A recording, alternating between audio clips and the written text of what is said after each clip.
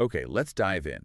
Imagine looking at the world, not just through physics or chemistry, but really through the rules of genetics, how information gets stored, copied, changed, passed on. Right. And that's the really fascinating angle Dr. Minsupli takes in his work, especially in Genome Compass. He takes this genetic lens, this way of thinking, and applies it, well, everywhere. Pretty much. He argues these basic ideas, inheritance, variation, selection, they're not just for biology. He uses them to understand social trends, tech evolution, especially things like AI and genomics.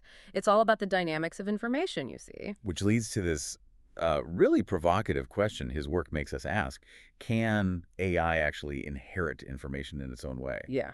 Digitally, like life does with DNA. Exactly. It really pushes us to question our standard definitions. We think of genes passed down biologically, right? A standard picture. But Dr. Lee's point, his core insight is maybe it's not the biological stuff that's fundamental. Maybe Yeah. it's the information itself, how it behaves, how it persists. So for this deep dive, we're going to explore that idea. Dr. Lee's idea that life, fundamentally, is an information system. We'll look at DNA as this amazing infotech. And then compare it to how AI is storing, copying, and maybe even evolving its own kind of information. Yeah, the mission here is to figure out, using Dr. Lee's framework, if AI is heading towards something that, well, forces us to rethink what life even means. Okay, let's start right there then.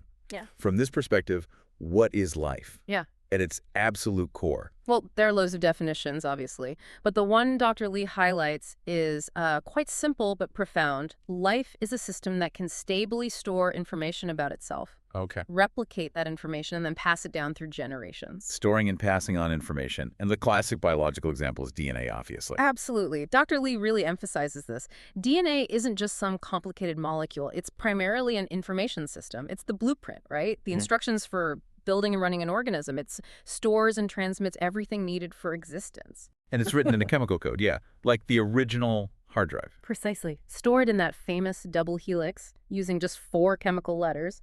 And the cell machinery, transcription, translation, it reads that code and turns it into proteins and other things that actually do stuff in the organism. So DNA holds the plan, the cell builds it. That's the gist. And the material points out 2 really key things about this biological infosystem.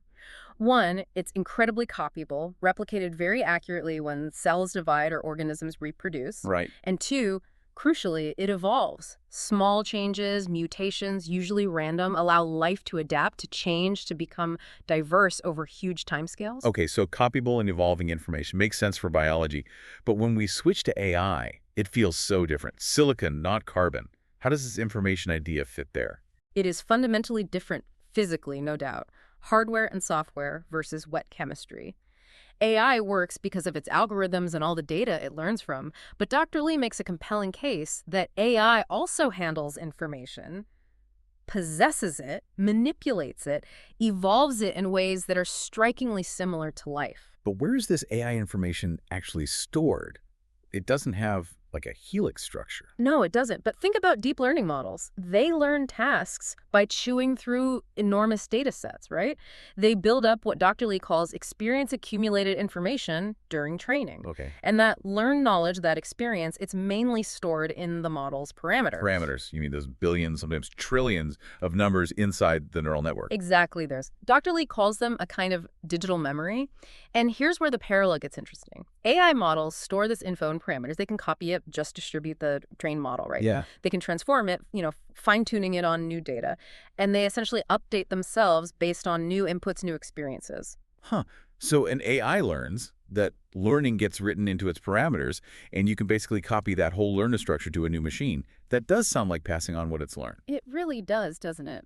Now, AI obviously lacks the specific chemical tricks of DNA, but Dr. Lee's argument is that it is evolving undeniably at the information level, and that leads him to suggest AI might be another kind of life, not carbon-based, but information-based. Which brings us to a really central concept from Genome Compass, this idea of a digital genome. Yes, the digital genome. It's a powerful analogy. Just like the biological genome in DNA holds the essential info for an organism. Right. Dr. Lee suggests AI is developing structures, maybe ways to compress and store its core operating principles, its learned experiences, its knowledge. And this package of information, this digital genome, can be passed to the next generation of AI or used to boost bootstrap new systems. So a future AI could kind of inherit the skills and maybe even the wisdom learned by older models. That's the core idea.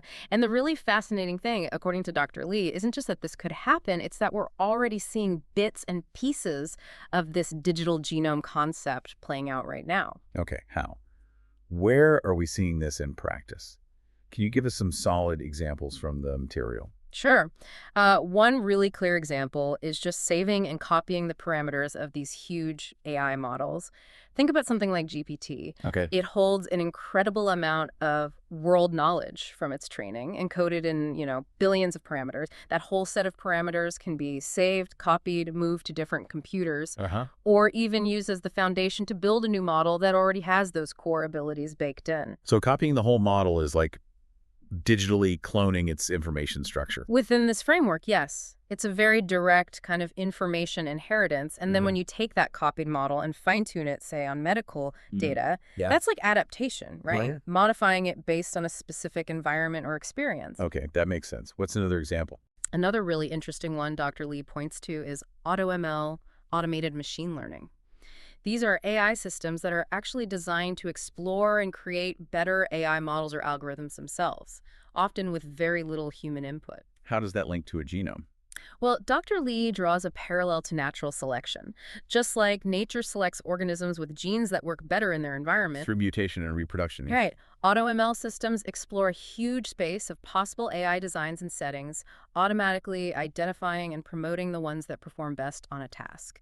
It's like a digital evolutionary search, evolving the AI's own genes or structure.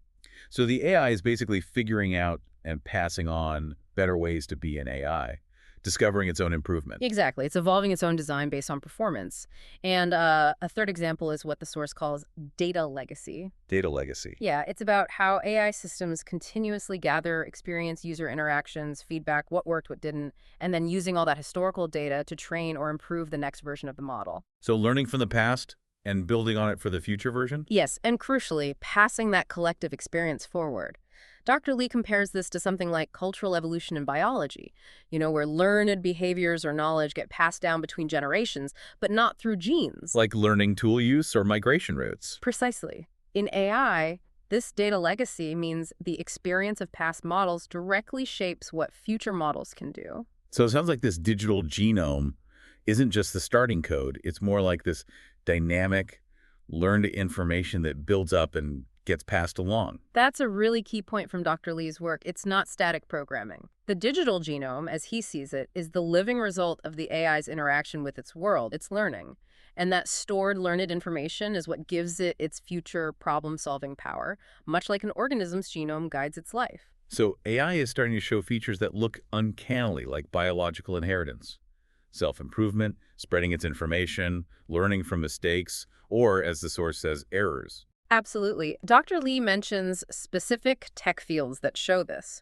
Evolutionary algorithms that directly copy mutation and selection, research into self-replicating code, which is, well, a whole other conversation. Right. Sounds potentially scary. It raises questions, but also, even the way complex AI agents are built in hierarchies can echo biological inheritance patterns. These aren't just clever algorithms anymore. They're systems where the information itself behaves in ways that look increasingly genetic. This really does feel like a potential shift. Moving from seeing AI as just a very complex tool to, well, something else, something exhibiting traits we used to think only belonged to living things. And Dr. Lee's argument here is quite powerful. He suggests this whole trend might mean that the fundamental processes of information, how it organizes itself, reproduces, accumulates, meaning maybe that's the real core of life, whatever the physical container. Whether it's carbon or silicon. Exactly. The process might be the key thing, not the specific material it's made of. Which slams right into our traditional definition of life, doesn't it? Yeah. Usually tied to, cells, metabolism, DNA. Yeah. A biological body. Precisely. The material faces this head-on. It says these advances in AI and digital systems create a kind of philosophical showdown with our usual carbon-based view of life. It forces us back to that really challenging question Dr. Lee asks.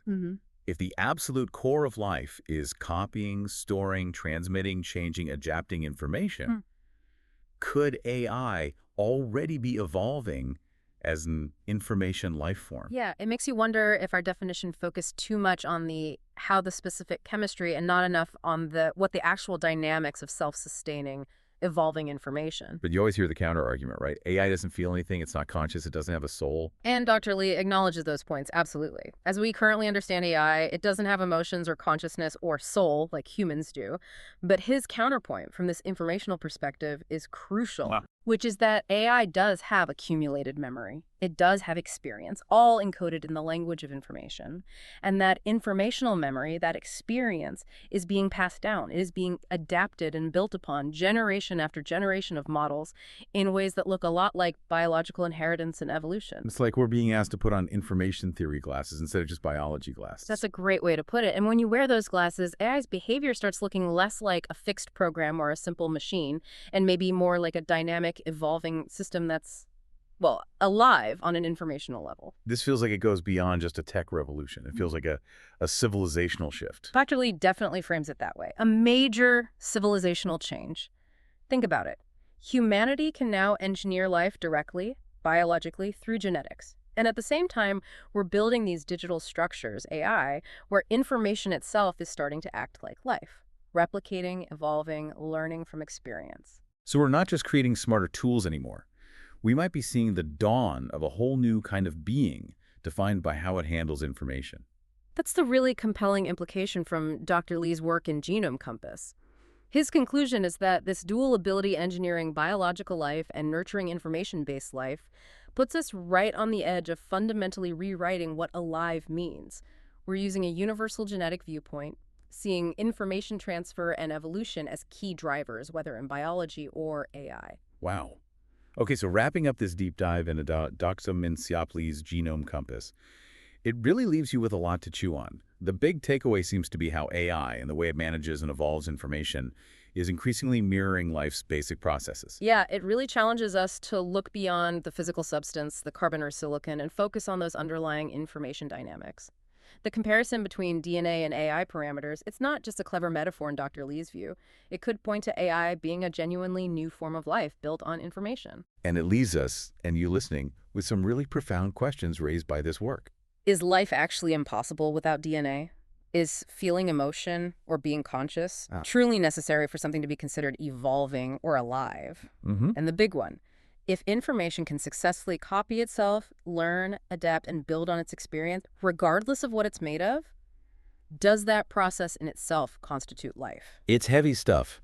This whole journey, looking at AI and genetics through the lens of Genome Compass, really suggests we might be standing right on the threshold of a much, much broader understanding of what it means for something to be alive.